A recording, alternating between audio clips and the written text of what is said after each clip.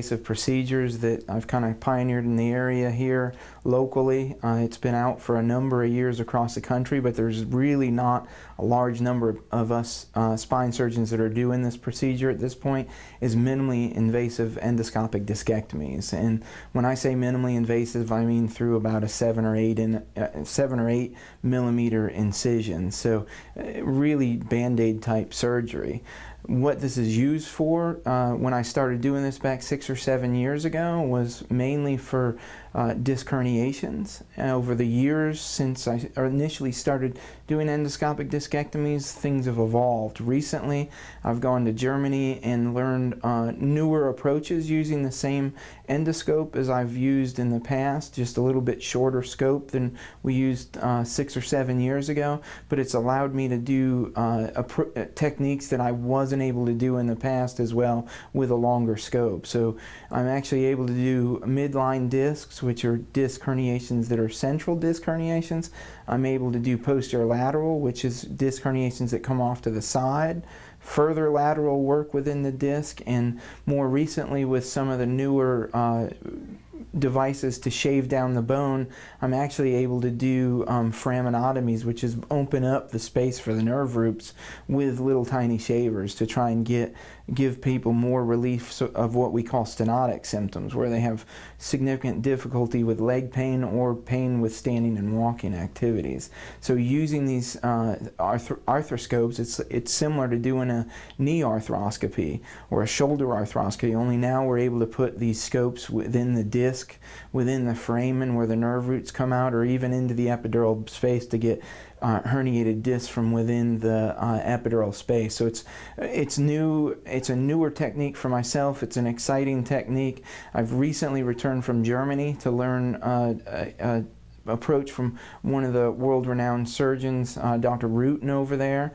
I also have trained with Anthony Young, who pretty much has pioneered and is the person that's known for this procedure in the United States, as well as David Casper, who also has done endoscopic procedures through the years. So this is a very exciting time to be a spine surgeon, essentially, because the procedures that have been around like this from a shoulder, elbow, hip, knee standpoint are just starting to hit more consistently in the spine world, but there's still very few of us doing it across the country.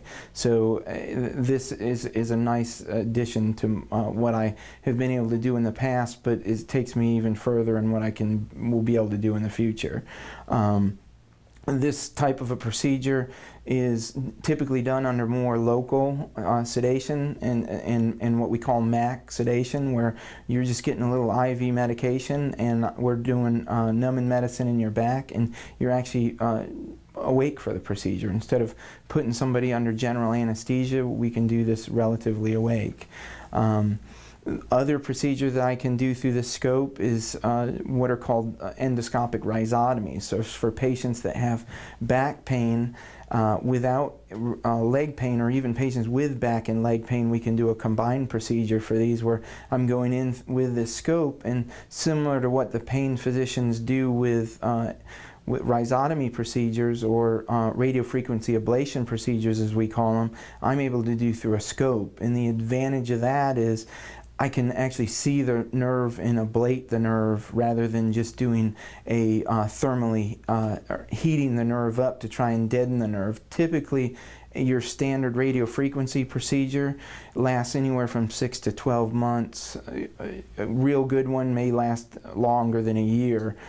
With an endoscopic rhizotomy procedure, we can get upwards of 2.5 or more years of relief with it. So we're able to give the patients with a surgical pain management technique better results than what I can even give them with a minimally invasive interventional technique, which helps out the patient tremendously.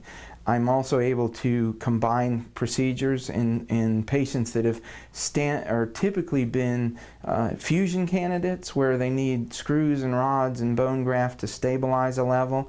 And a number of patients I've been able to go in treat the leg pain with either a foraminotomy, freeing up the nerve, or taking a portion of disc out through the scope, but also doing a ablation of the nerve going to the facet joints to help treat the back pain. So I've saved a number of patients from having to have a fusion procedure done by doing these surgical interventional procedures.